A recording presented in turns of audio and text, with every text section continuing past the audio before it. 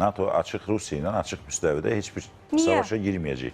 Ehtiyac da yoxdur bunlar. NATO Ukraynanı təmin edəcək.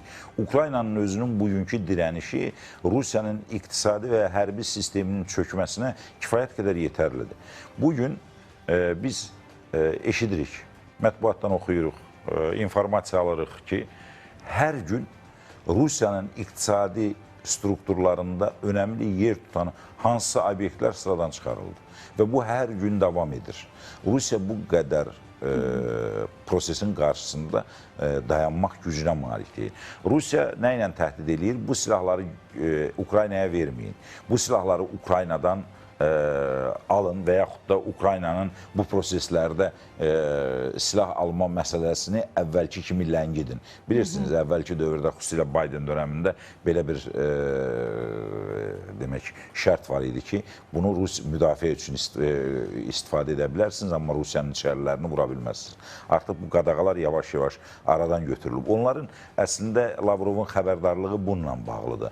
Lavrov bilir ki, yeni silah partiyası gələcək Ukraynaya və bu silahlar əvvəlki silahlardan daha güclüdür. Həm hərbi hava hücumundan, müdafiə baxımından, həm də hücum taktikası üçün Ukraynanı ayaqda saxlaya bilən və Rusiyanın içərilərinə doğru zərbə indirmək imkanları var. O cümlədən də etdikləri kömək, maddi və hərbi kömək nəticəsində Ukrayna artıq özü çox ciddi silahlar istehsal etməyə başlayır ki, o silahlar vasitəsindən də Rusiyanın içərilərinə doğru zərbələri endirir. Bu isə, yenə deyirəm, onsuz da dağılmaqda olan Rusiya iqtisadiyyatını bir qədər də ləngidir. O cümlədən sanksiyaların tətbiqi də xüsusilə neft sektoruna olan qadağaları indiki mərhələdə, o cümlədən də satışını təşkil edən ayrı-ayrı şirkətlərə qarşı tətbiq olunan sanksiyalar və xəbərdarlıqlarda nəticə etibarilə yaxın vaxtlarda, xüsusilə qış aylarında Rusiyanın hansı vəziyyətə düşə biləcəyi ehtimalını artırır.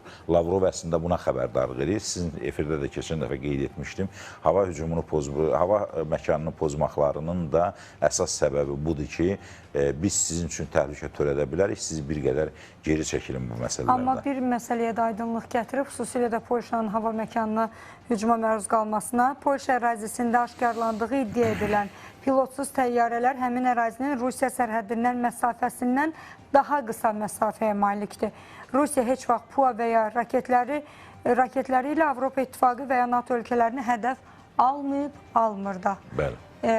Bəs kimdir? Sadəcə qorxudur. Sadəcə, yenə deyirəm, hava məkanını pozmaqla... Ümumiyyətlə biz etmirik. Deyir, bunu deyir, hamı da bilir ki, o Rusiyanın da... Bəs niyə qarşı tərəf ortaya sübut qoymur? Sübut qoymaq üçün münasibətləri hərbi müstəviyə çevirməyə lazım gələcək. Çünki bu sübutu ortaya qoyandan sonra artıq adekvat addımlar atmaq lazım. Nə etdin, qoydum, laf tutaq ki, sübut etdin ki, bu belədir.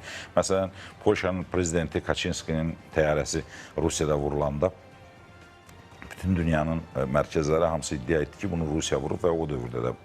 Amma Polşa özü bunun üzərinə gedə bilmədi. Çünki getsə ki, siz bizim prezidentə sui-qəsd etmişsiniz, vurmuşsunuz, bu artıq müharibə vəziyyətidir.